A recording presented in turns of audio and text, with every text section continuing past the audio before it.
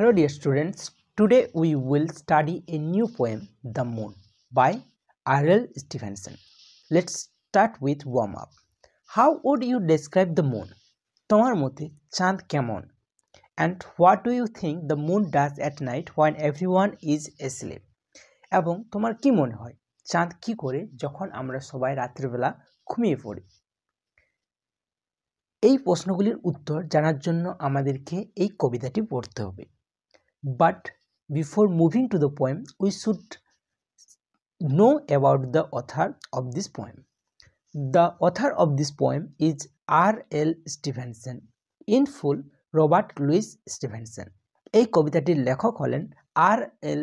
Stevenson, যার পুরো নাম হলো Robert Louis Stevenson. He was a Scottish writer. তিনি ছিলেন একজন স্কটল্যান্ডের লেখক। He was widely known for children's classic Treasure Island and the adult horror story The Strange Case of Dr. Jekyll and Mr. Hyde.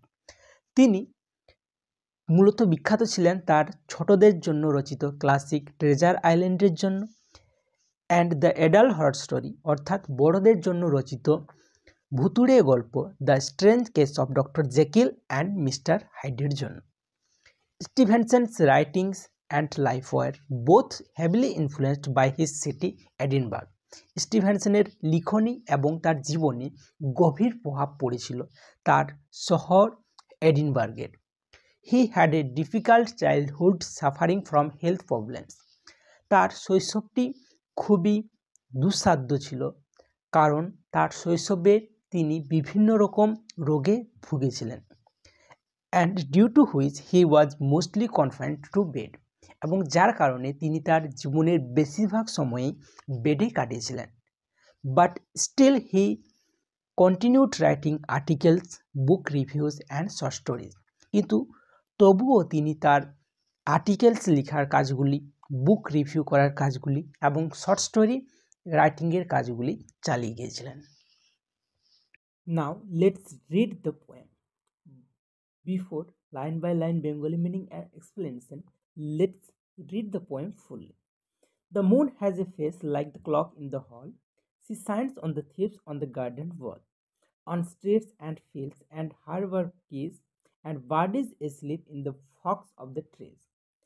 The squalling cat and the squeaking mouse and the howling dog by the door of the house. The bat that lies in bed at noon, all love to be out by the light of the moon. But all of the things that belong to the day cuddle to sleep to be out of her way, and flowers and children close their eyes till up in the morning the sun shall rise. Now let's learn some words meaning. The first word is harbor. A harbor is a part of the body of water kept as a safe place for ships, অর্থাৎ জাহাজ রাখার জন্য নিরাপদ জলাশয় বা বন্দর। আমরা এই হারবারের পরিবর্তে পোর্ট, ডক বা হেভেন ওয়ার্ডগুলিও ইউজ করতে। The second word is quays, whose meaning is a landing space for loading and unloading. বন্দরের এমন একটি জায়গা যেখানে জাহাজের মাল ওঠানামার কাজ করা হয়, যেটিকে আমরা শর্টে ঘাট বা জেটিও বলি। The third word is squalling. Squalling means cry noisily, অর্থাৎ জোরে চিৎকার করে কাঁদা। বাট আমরা এখানে স্কোয়েলিং ক্যাট বলতে মিউ মিউ করতে থাকা বিড়ালও বলতে পারি। And the fourth word is squeaking.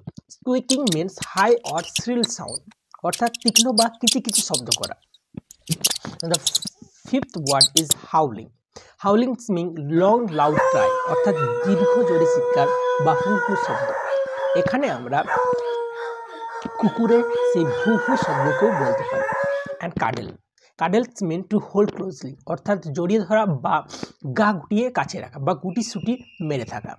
And the last and final word is arise. Arise mean to appear, অর্থাৎ দেখা দেওয়া বা উদয় হওয়া। Let's know the literary device that we should know. The first literary device that has used here is simile. Simile is a literary device in which we compare one thing with another things using like or as, অর্থাৎ simile হলো এমন একটি literary device যেখানে আমরা কোন একটি জিনিসের সাথে অন্য একটি জিনিসের তুলনা করি লাইক বা ইয়াজ ইউজ করে। Example from the poem, the moon has a face like the clock in the hall. অর্থাৎ এখানে দেখো আমরা চাঁদকে হল ঘরে থাকা একটি ঘড়ির সাথে তুলনা করছি। এবং অপর একটি লিটারারি ডিভাইস যেটা আমরা জানি এবং যেটা আমাদের জানা উচিত সেটি হলো personification. Personification is a literary device by which we give human qualities to non living things.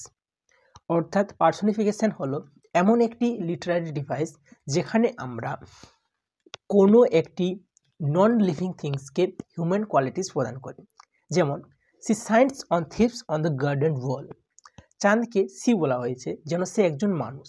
তেমনি cuddle to sleep to be out of her way, চাঁদেরও যেন নিজের রাস্তা আছে, এমনটিভাবে আমরা বলেছি কবিতায়।